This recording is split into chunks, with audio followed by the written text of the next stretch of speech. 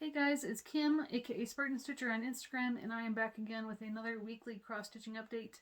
Today is the 26th of October 2020. This is video number 92, and I worked on only 3 different pieces this week because I kind of got a little obsessed, and we'll talk about that when I get to that project. So, I finished up week 3 of Out of the Stash at Last, which was my Lizzie Kate Halloween Rules chart, and I only wanted to get that top portion of the border done, which I did get done. So I didn't work on it on Tuesday since I knew I'd finish it up on Wednesday. So there you go. This light is kind of blowing out my moon since I changed the color. I'm using the Karen Water Lilies Lemon and Lime, but I filled in my tombstones. And I got the moon done, and then I just carried my part border threads down. So the top portion of the chart is done. I didn't write down how many stitches it was, but this is on 28 count Monaco, Rit dyed with the camel color, 1/1. So teeny tiny little stitches. So now it's ready to start the individual charts. So that is Halloween Rules by Lizzie Kate. And then I started this Heart of Chocolates. Designer is Jeff Julseth, but it's in the January-February 1995 Cross Stitch and Country Crafts. Now I'm going to bring this in close so you can see. There are specialty stitches. This one and let's see, where's the other type? There's one up here, one up there. There's some beads, both the longer type and regular seed beads on some of these. There's another specialty stitch. And then each individual chocolate you see, you can tell there's a wrapper around it with lots of little fiddly back stitching as well. Now, all those wrappers on the chocolates, almost every single one except for these heart chocolates, is metallic. It's charted in a silver metallic, DMC metallic. So I said, no thank you. I'm going to look in my stash and see what I have. When I kitted this up years ago, I had bought the other colors, all the called for Kreinik. So I have those ready to go, and I haven't even gotten to using these yet. So those are the called for Kreiniks. But then I looked in my stash and I had a very fine number 4 braid in 001, just your basic silver metallic. So I did a little bit of it just to see what it would look like, but I'm going to probably save the metallic for last. What I found with this chart is it's not one that's easy to work on. It's not hard. It's just you have to... There's a ton of fractional stitches. Every single border in that candy wrapper is fractional stitches. Even though all these chocolates are mostly brown, there's different shades of brown. And so you have different areas that are fractional stitches between the different shades of brown. So here's about 1,000 stitches. This is on Antique White Jobelin, 28 count. It's gonna blow out my stitches because it's too bright in here right now, but you can see all the fractionals in here between the 2 different shades. And on this chocolate, they actually wanted me, as charted, they wanted me to stitch underneath this heart and then put beads on top of it, on top of stitches. I wasn't gonna do that, so I left those stitches out, and some, I think it's, yeah, some pink beads go in that chocolate. So if you look at the design, you can see where I'm at. So I did these chocolates, those 4, and then this one so far.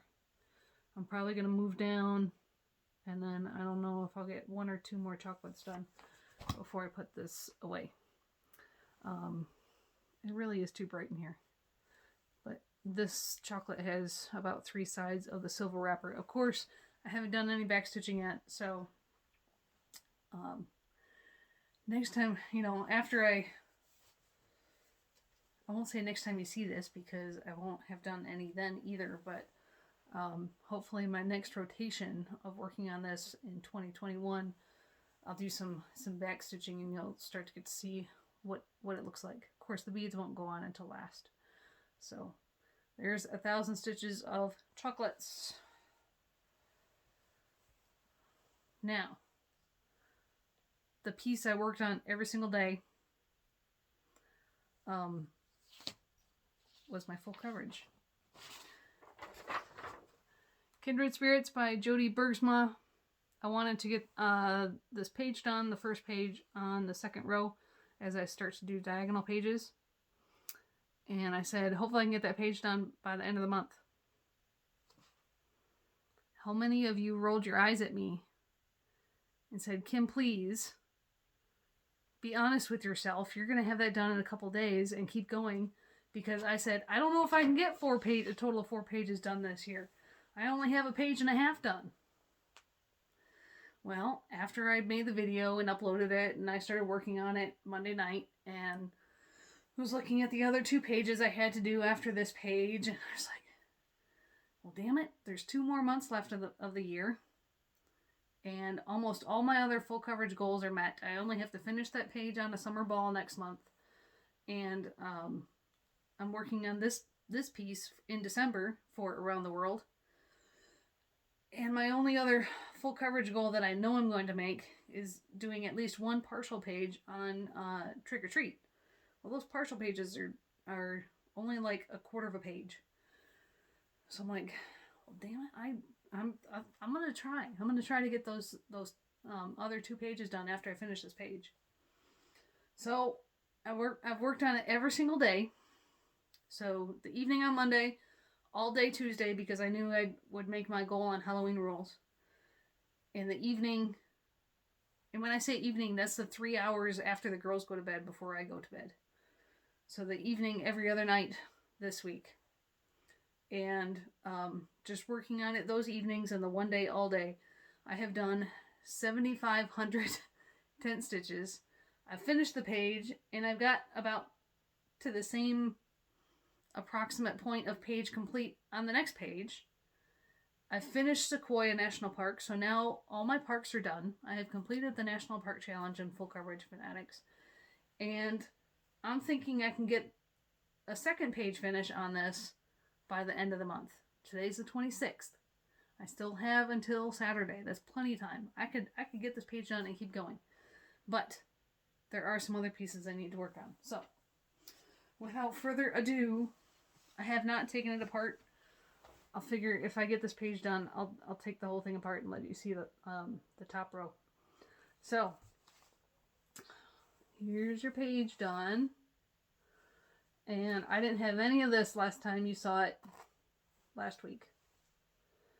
So, here is the mane of the Frisian coming down. This is a bit of his neck. And then this is the crest or the top of the neck of, I'm going to call it the white horse, because we don't know if it's a Lipizan. We don't know if it's an Andalusian. It's probably one of those. So, just the very top of, I'm going to say her neck is right there. So, 7,500 tent stitches to get that page finished and move on to this one. And then after I get this page done, I'll be moving to this page down here, which is all of her neck and some of her mane that's hanging down. So it's the first page on the 3rd row. So there you go. That's what I've been obsessed with this week. And it's not because, yes, I love this piece,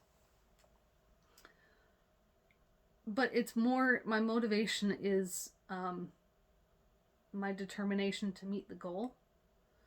Because I've had other motivation problems working on this piece before, which was mostly the background. Because there wasn't much exciting going on in the background, which is why I started doing diagonal pages to begin with. But I'm really, it's just a determined to meet my goal now. And then once I get this done, what am I going to work on next? So I'm just one of those driven kind of individuals. When I make up my mind to do something, I'm going to do it. 99% of the time, I'm going to get that goal met if I decide to do so. So, when I'll work on in this next week, Kindred Spirits more. I did not get to my 52 weeks of black work sal at Peppermint Purple. So I still have 5 blocks, a whole row to catch up on that one. And a little bit more on the Chocolate Heart. And before I see you next, it'll be November, which means the November familiar for the Witch's Familiar Salve by Ingleside Imaginarium will be released. But let's see, Saturday's Halloween, Sunday's the 1st. I will see if I can stitch them up in like a day and a half to have that familiar done by the time I record next Monday. We'll have to see. And then we'll be in November. So that is it for my stitching content. Everything else is life and Air Force. My kids had fall break this past week, so they were off on Thursday and Friday. And we barely got any snow, nothing really to play in. Most of it's gone by now. It hasn't really melted, it's evaporated. It's damn cold outside. It was -2 wind chill this morning. That's Fahrenheit, but I mean it's close enough. So let's say I can't do the calculations. -2 Fahrenheit. And freezing is 32 degrees. Anyways, it was cold this morning, especially for October. I expect that, constantly in the wintertime, but we're still in October. So, Air Force story. This month, not in just the Air Force, but in the entire U.S. military, has been an exercise called Global Thunder. Now, Global Thunder is a exercise put on by the U.S. Strategic Command, which is one of the combatant commands. And again, I forgot my visual aid. So a couple weeks ago when I showed you which area of the world my husband flew in, and I said he was in Indo-PACOM. So you had geographical regions that all the U.S. military branches are broken up into. AFRICOM, NORTHCOM, SOUTHCOM, EUCOM for Europe, CENTCOM for the Middle East.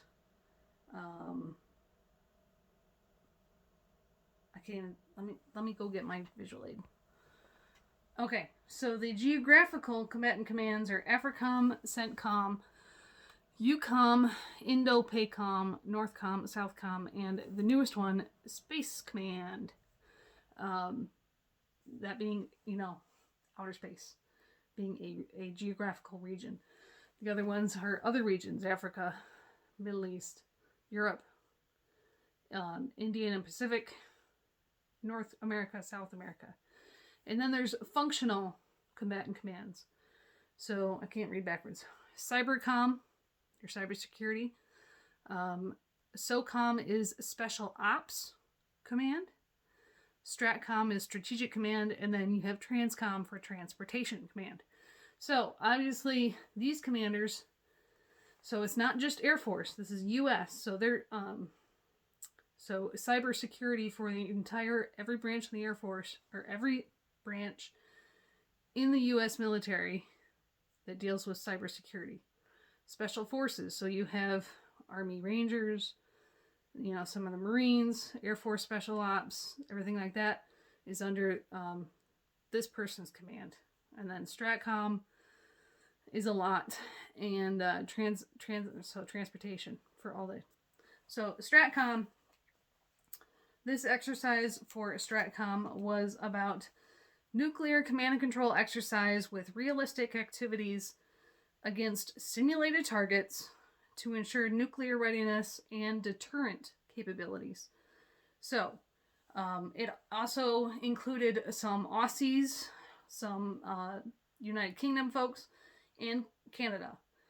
Now, what that means here in the B-52 community is this happens every single year. They generate up a certain number of aircraft, and then they simulate an alert, and they launch a large number of aircraft all at once to go, against a simulated target, and then they get graded on that, and it's all to practice our nuclear readiness and deterrent, because the B-52 is also deterrent as well as has nuclear capabilities. So we had some jets fly up here from Barksdale. They did their fly off. For the jets here, they were supposed to have an alert and have 7 aircraft all start, within seconds of each other, and then taxi, and they were supposed to take off in 30-second intervals. So, down the runway every 30 seconds. Kind of like how you'd see at a commercial airport. But, we don't normally fly that many aircraft all at once, not for bombers. It's a different story with fighters. So this was going to happen Friday afternoon. We knew about a little time period when it was going to happen. And my girls were off school, so I tried to get as close as I could to the flight line and to the runway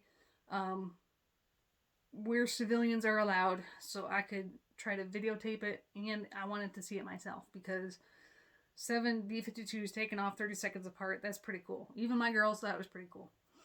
So we ate our lunch in the car waiting. We could see the ramp. We were on the other side of the ramp and the runway as my husband, but he could tell us when the alert went off, and so we could pay attention. You could see the vehicles streaming down to the flight line with their air crews as they ran to get up into their jets. And then from there, it kind of went to shit. Like I said, they were all supposed to start right about the same time, and they did, and I have videotape. But then that's when the problems started. Let's see, which video is it? It's not that one. I did put some of this on my Instagram stories. Of course, now the video doesn't want to play. Alright, let me pause this. Okay, so I am in a parking lot a little ways away from the flight line. I'm zoomed in on this part of the flight line. You'll see there's 8 tails there. 7 of them were supposed to start up and launch. It helps if I hit play. Now, what you're going to see is an awful lot of smoke. The reason there is so much smoke on the startup for these is because of the way they were trying to start up. It's a faster way, because this was an alert launch. It's a faster way to start up all these engines at the same time. They use what's called a cart. Each of these airplanes has 8 engines, so there was 8 carts per airplane. And a cart is pretty much like a glorified, beefed up shotgun shell to generate the power to kickstart that engine and get them going. And just like when you shoot a gun, there's a lot of smoke. When you fire off 8 carts per jet times 7 jets, that's 56 carts going off, and you try to start these engines. These engines are rather smoky to begin with, but it wouldn't have been this smoky had they been starting in a normal manner. But this is the fastest way to get them to start. So you'll see lots and lots of smoke. And I didn't find out until later what the problems were. I was messaging my husband, and we were like, what's the holdup? Because after they started, they all just sat there. And there's a certain time period they're supposed to, they start up, they do a certain amount of checks, and then they taxi off and go. And they didn't go. And they didn't go, and we're waiting, and my girls are losing patience. And we did see 2 of them take off. And I got a video of that. And I saw a third one. That's the wrong video. I saw a third one, taxi. But it took them over an hour because of maintenance issues to launch all 7 airplanes. One of them hard, like that plane needs some serious work. Let's see, pause. Okay, so here's Jet 1 taking off. Start. Come on, this is hard to do backwards. Seriously. There you go. So there's Jet 1 taking off. And I scroll back to the parking ramp. You can see there's still a lot. All right, look for the moving tail. You see the moving tail? That's jet number 3 taxiing. The second jet is at EOR, end of runway, and will start to take off here in a moment. But the plane that was hard broke was multiple things, multiple human problems. Some were little mistakes, and then a young guy made a big mistake that pretty much he panicked. And because they were testing the pressurization of the airplane, they ended up blowing the hatch completely off the airplane. So obviously you cannot fly. All right, start looking down here. You'll see jet number 2 starting to take off. You cannot fly an airplane when you don't have a hatch. So there you go. There's jet number 2 starting to take off. And he's airborne, landing gear going up. So, and that wasn't even 30 seconds apart. That was more than 30 seconds. So even the first 2 didn't make the time interval. But that's what we were able to see. So I was hoping to have something cooler to look at, but okay. Now this is a really old picture. It's incredibly hard to actually find a picture of a Dash 60 generator, which is part of the aerospace ground equipment. These are F4s on the runway, but we still use generators exactly like this. They're only painted a different color. So these are what we call Dash 60s. So those are ground generators to apply external power to the airplane without starting the engines or starting anything else on the airplane. You can tell it takes three guys to push one around. They're heavy. They get towed around the flight line with a little bobtail tow truck. So that's what normally, to start a B-52, you have one of these attached to the airplane, hooked up, and you can start one engine at a time, about 2 minutes apart. Once you have a couple of engines started, you can use the power and the bleed air from the running engines to start the other ones, which is what they ended up doing when those carts, the problem was the carts that blew to try to start all those 8 engines, not all the carts worked like they were supposed to. So then you have to wait a certain amount of time for the smoke to clear and make sure the engine has not started before you use the engine power from running engines to force the other ones to start. So that takes time, and that's why they didn't meet their alert scheduled launch to be as quick as they should.